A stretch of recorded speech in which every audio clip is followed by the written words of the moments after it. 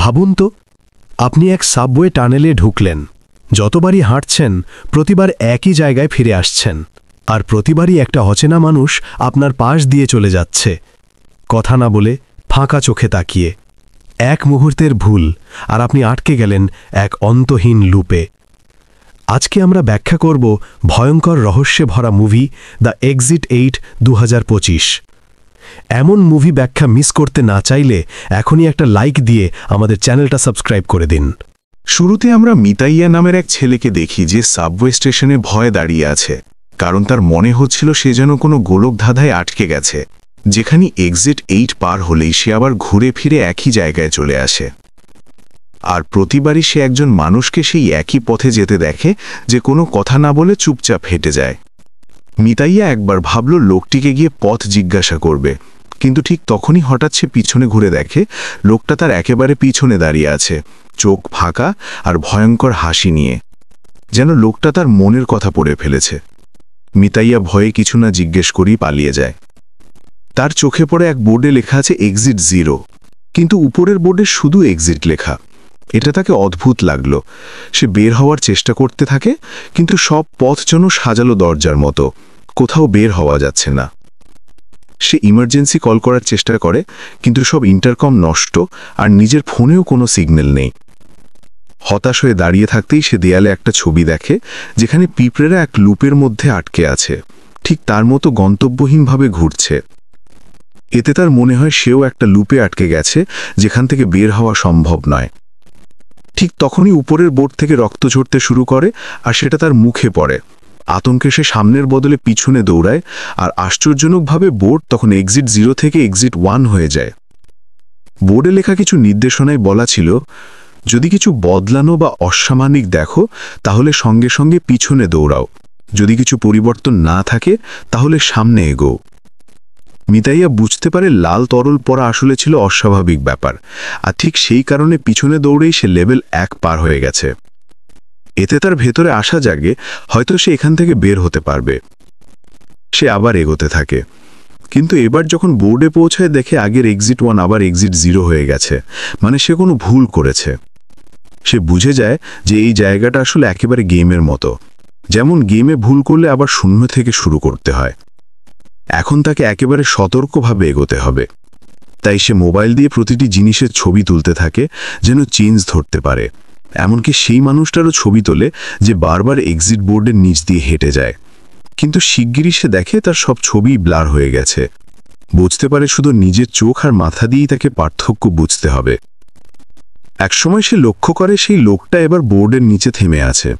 সে সঙ্গে সঙ্গে বুঝতে পারে এটাই পরিবর্তন, তাই সে পিছনে দৌড় দেয়।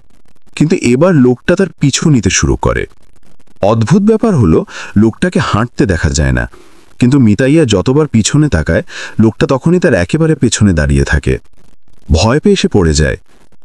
আবার উঠে দাঁড়িয়ে দেখে এবার বোর্ডে এক্সিট 2 লেখা, মানে সে আরেকটা লেভেল পার হয়ে গেছে। এভাবে একের পর এক অস্বাভাবিক ঘটনার মুখোমুখি হয়। একটা লকারের ভেতর থেকে শিশুর কান্না শোনা, দেয়ালের ছবির মানুষগুলো চোখ নড়ে তাকানো।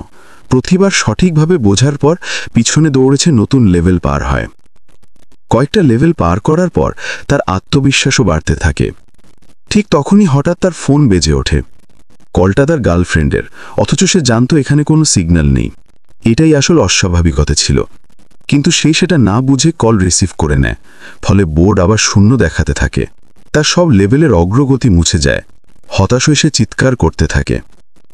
পরে সে আবার একই করিডোরে হাঁটছিল। হঠাৎ তার মনে হলো কেউ তাকে দেখছে। সে দেয়ালের ছবিগুলোর দিকে তাকালো। ছবির ভেতরের মানুষগুলো চোখ ঘুরিয়ে তার দিকে তাকাচ্ছিল। ভয় পেয়ে সে বুঝল এটা অস্বাভাবিক, তাই সঙ্গে সঙ্গে পিছনে দৌড়ালো। তখন বোর্ডে লেখা দেখা গেল সে আরেকটা লেভেল পার হয়ে গেছে। এখন সে 4টে লেভেল পেরিয়ে ফেলেছে। সে খুশি হলেও ভেতরে আতঙ্ক ছিল, কারণ জানত ছোট্ট একটা ভুলও তাকে আবার শূন্যে নামিয়ে আনবে। ঠিক তখনই তার ফোন বেজে ওঠে।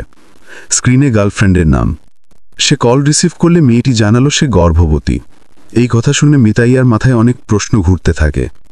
সে কি সত্যিই এই সন্তানের দায়িত্ব নিতে পারবে?